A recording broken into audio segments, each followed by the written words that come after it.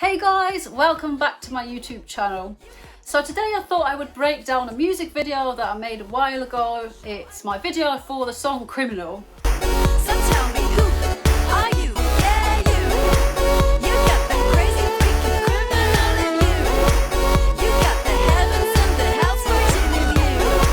Give me your show, I wanna know, yeah, give me you. So this video does assume some basic knowledge in Premiere Pro and Photoshop, but even if you're a beginner, if you're a bit new to these things, you should still be able to kind of get what's going on. It's not overly complicated, but yeah.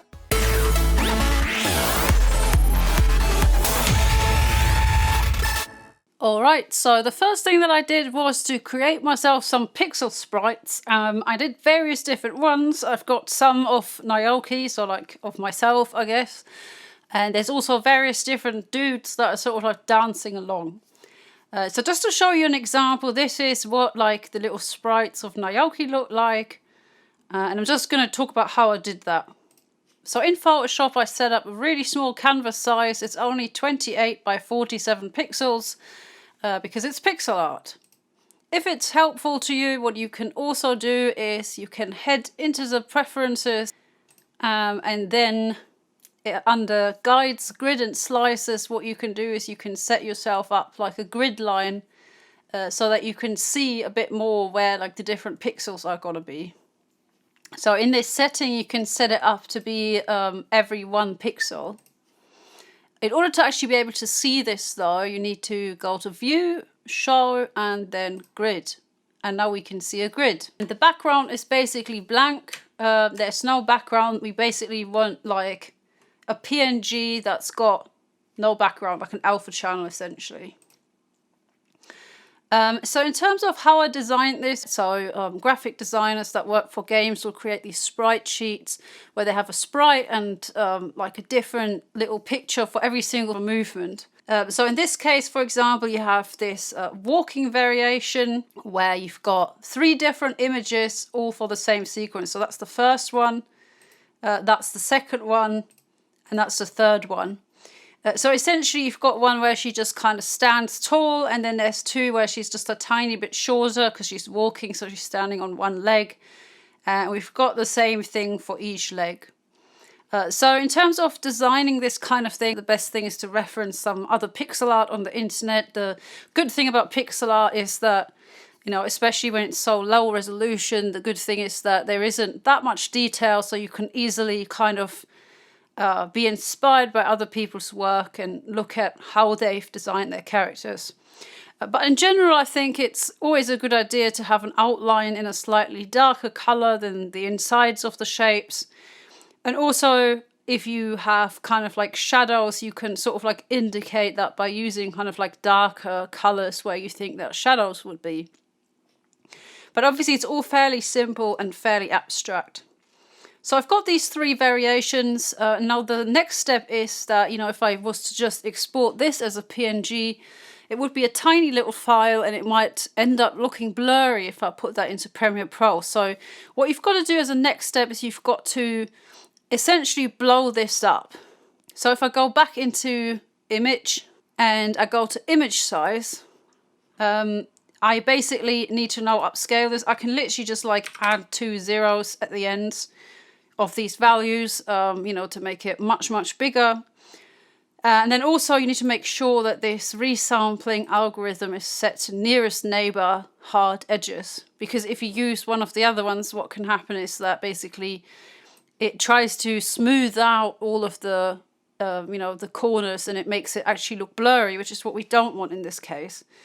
So once you click OK, what will happen is that it's made it much, much bigger. Now you can see actually every one of our original pixels is now got lots and lots of pixels inside of it. So I think 100, I guess, because I upscaled it by a factor of 100. And then once you've done that for every single frame inside of your sprite, you can export it as a PNG because the PNG allows you to like maintain a transparent background. You can see now you've got a nice big PNG with a transparent background. What I did for this particular character is I did this walking animation with 3 different types of facial expressions. So we've got the kind of smile one. Then we've got one where she's like even more happy. So like she's smiling and her eyes are smiling as well. And then there's also like one where she's kind of got like more of a serious expression. So that way I was able to vary her walking pattern and also her face throughout. And then the next step is inside of Premiere Pro, what you can do is you can import all of your sprites and turn them into a sequence. So a nice little trick here is to create yourself an audio track at the BPM. Like it's basically just a click track at the BPM of your song. Because then what you can do is you can then create yourself some animations which are in time with the music. Yeah, so basically what I did is I've got 2 images per beat. So on each beat, because I wanted her to walk 1 step on each beat. So it starts with like 1 foot down, standing up, the other foot down, standing up. And so she's kind of like walking in time to the beat. We've got the variations as well. So that was the smiling one and also the serious one. In terms of the sequence settings, I chose kind of like the final sequence settings that I want for my video, which is 1920 by 1080p. That's kind of like your high definition for YouTube. And my frame rate is 30 frames per second. That seems to always work out quite well. So when I first imported these files, they were like really big. So I just had to adjust the scale like for one of these. And then like what you can do is you can right click and you can go copy and then select all of the other ones. And then you can go paste attributes. It's grayed out because I haven't actually done anything to it. But that's something I had to do to just make sure it was kind of like a size and position that I was happy with. So in order to create an output from this, you know, go Command M and create your output. And essentially what I've used is QuickTime, so a MOV format, because then I can have essentially a file with an alpha channel. And then you can export it, and that's that. In the video you can see that I've also got a bunch of other sprites that are moving in kind of a similar way. So we've got this dude, which is kind of like flossing, if you will. So there's like 4 of these images. In 2 of them, his arms are like in front of his body, and then in 2 of them, they're sort of like behind his body. So it's doing this like flossing kind of motion. And I just duplicated that same thing in Photoshop and just did it like in a few different colors. So I was able to end up with like a bunch of these guys dancing in sync to each other.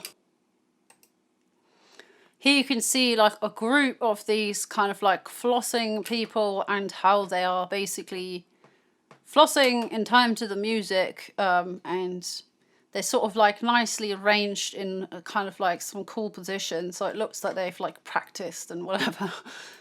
Also made some text as well, which I was able to sort of like plonk on top of some of the bits of the video. Then I've also got this little bit, which is basically like this James Bond type guy on a motorbike and his lovely girlfriend who somehow manages to stand on the top of the motorbike, and he's shooting. And again, I created like 3 different variations. So if you don't know how to create like say an 8-bit motorbike, the really easiest trick is to just find any image on Google Images of a motorbike that you like and just import it into your Photoshop file. And because you're down-resing it so much, you know, you don't really risk infringing the copyright of someone that's taking a lovely photo of a motorbike, because you're really abstracting it. But you can use that reference and kind of like trace it and put in some simplified shadows like this. So that's a really good thing to do. It's actually what I did as well. And then I put in this kind of like fire bit here at the end, and then like basically the motorbike or the whole thing kind of moves up and down by 1 pixel. There's some variation in her hair inside of the fire, and then, you know, every time it pops up, there's also like a bit of fire that comes out of the gun and a bullet. So in the video, what happens is that I just used these moving sprites and I've put them in front of some really basic background. So the background is just like, in most cases, a still image, which I have then put these PNG sequences on top of, or these morph sequences on top of. Except for one scene. For the motorbike scene, I did something a bit more elaborate. I decided to create like a parallax kind of moving cityscape. So for that, I created a bunch of different buildings and plants and other things that are moving past as they are riding the motorbike. For example, you've got these buildings. So there's 3 different kinds of buildings in 3 different colors. And as you can see, it's just the same thing again and again, just kind of like stitched together. Then I've got these plants. I've got a sky. The sky is shorter because it's completely still. It doesn't really move. It just sits there. Then I've got the road. Then I have some water and a beach. And that's it really. And a couple of things to notice is that whilst it was very simple to put together all the different layers, there are a few tricks that make these kind of parallax scrolling scenes look best. And that's essentially, first of all, you want to pick like a harmonious color scheme. You can see there's a lot of pinks and purples in here. There is some green as well, but like it's mainly sort of like pinky, purpley, bluey kind of pastel colors. And this red stuff here is just in a really nice contrast to all of that other stuff. The second thing to bear in mind is that the further back things are in your image, the slower they'll move. So you can see that the blue image or the blue buildings move the slowest, and then you know, the sort of medium color buildings, these like medium purple ones a bit faster, and these dark purple ones the fastest. And then the trees are even faster, and so on. So like the further something is towards the front, the faster it'll move. And the way I did that movement was basically just here in the effect controls, I just put in some keyframes to adjust the position of this overall very, very long image. Yeah, you remember I just showed you that actually it's a super long building strip and it just kind of like scrolls past. The second thing that will make these kinds of scenes look good is if you look at anything in the natural world, the further back it is, the more it blends into the sky. So you'll find that when you're looking at a city, essentially buildings that are further away will kind of appear paler and more similar to the color of the sky. It's just because of the overall atmosphere makes it look that way. So that's why the buildings at the back are blue and light, and the ones at the front are purple and dark. And then things that have got colors other than the sky, like these plants, are only right at the front. So like the further back it is, the more it sort of blends in, and it just gives you that sense of depth. Also, you know, at these buildings in the back, they have hardly any detail. You really don't need much detail for things that are further away. So basically, any PNGs that have got an alpha channel, that have a transparent background, you can really nicely stick together in Premiere Pro and then just animate some basic movement, and you've already got something that's animated.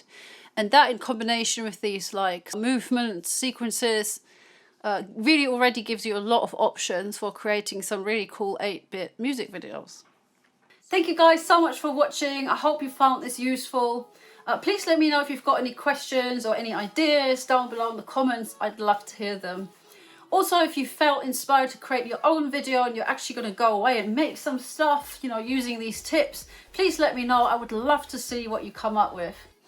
Also, if you enjoyed this video, please do give me a thumbs up and subscribe to my channel if you want to see more tutorials, things about crazy visuals, electronic music performance, and that kind of thing. But for now, thank you so much for watching, and I will see you next time. Bye!